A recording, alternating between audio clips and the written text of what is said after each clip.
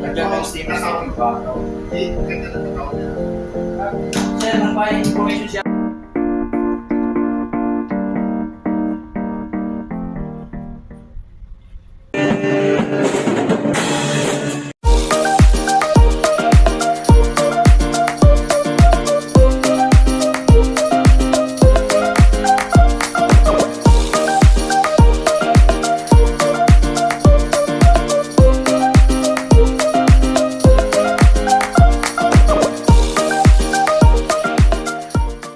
Ang purpose ng aming video ito ay para makapag-share ng knowledge sa kapwa namin Marino, sa mga gustong mag-Marino, at sa mga nagmamahal na rin sa Marino.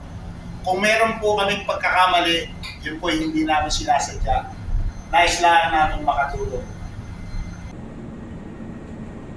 Para sa kalaman ng lahat, bago dumating ng Puerto, saan mang Puerto, kanya-kanya ang kapitan ng style ng pagtetest ng makina, ng navigational equipment, leg equipment. Pero ang style ko, 12 hours before arrival, nagtetest na ako. Ibig sabihin malayo pa. Ang purpose ko noon para kung may problema, ma-rectify. Kasi mahirap pagka malapit ka na. Iba kasi pagka nag-test ka ng maaga, yung speed mo nababawasan. Kasi merong charter speed eh. Pero baliwala sa akin yon kasi ako pa rin masusunod kasi for safety na yung ginagawa ko. So, pag mag-test ako, within 12 hours o bago pumasok, so pag ganitong nabigasyon, limitan si OOW, Officer on Watch and Duty. Ngayon si third mate, kasi apat lang naman dito. Third mate, second mate, sa chief mate. Pero ibang kumpanya, dalawa yung, may mga nakaranas ka ba dyan nun? Dalawa yung junior, so si chief mate Dayman. Anyhow, so pag ganitong testing, siyempre, bilang kapitan, para din bago mag-arrive, proper handover lagi. Kailangan sabihin ng kapitan na kukunin yung mando. Pag naman yung ibibigay na yung mando, ang kapitan din magsasabi sa third mate para alam niya na ang gagawin. Sasabihan ko lang siya, third, ako na command. Ako na. So, yun. So, pag sinabi kong ganon, kukunin na, ano kukunin mo third?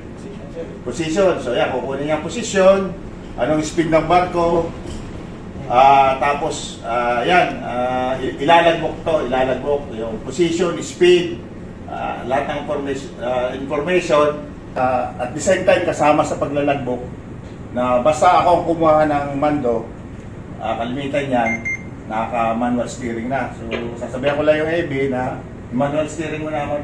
Change to steering heading 179. Okay, so steady. Steady. Ngayon magte-testing kami. So, tatawagan naman ni Tercero ang makina para inform sila na magte-test kami. Kasi ngayon nasa na full maneuvering kami. Bridge control ang makina ngayon, bridge control. So, dandahan na namin ilalagay sa maneuvering, i-inform muna yung makina para bago mag-testing na lahat ng equipment sa bridge, engine, at sa kubyerta. 3, 2, 1.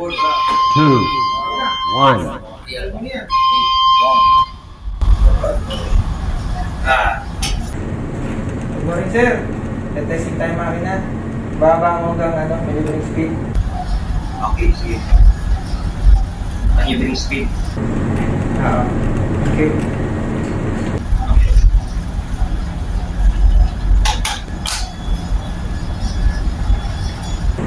So, yan, dandahan niyang ibinababa yung RPM kasi hindi pwedeng biglayin.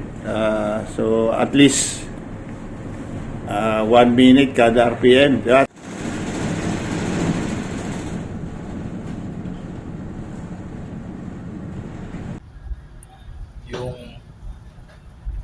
Yung RPM natin, kung up ahead ba siya o slow ahead. So ito naman yung table na susundin sa command. So tumawag na ang bridge, nag-inform ng bridge na ay mag-slow down na sila or testing na rin ng main engine at the same time. So usually kailangan natin dito sa makina unang-una yung titignan natin yung mga parameters natin.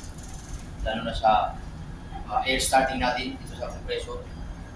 Kailangan ang ating main air reservoir pressure hindi siya bababa ng 15 bar.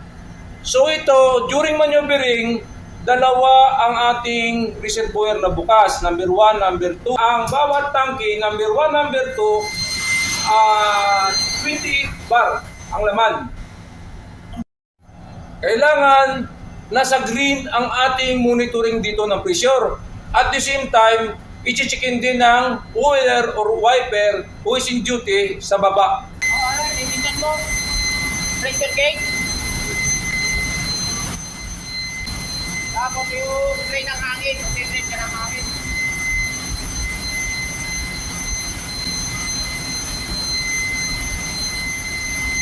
Dalawa siya. Dalawa yung bakit. Okay, ulit.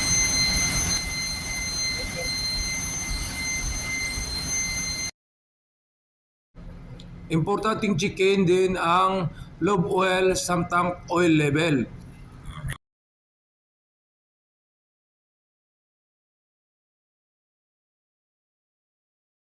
Kasama din sa pag-check ang lube oil pressure gauge at low pressure and high pressure valve gauges. At saka yung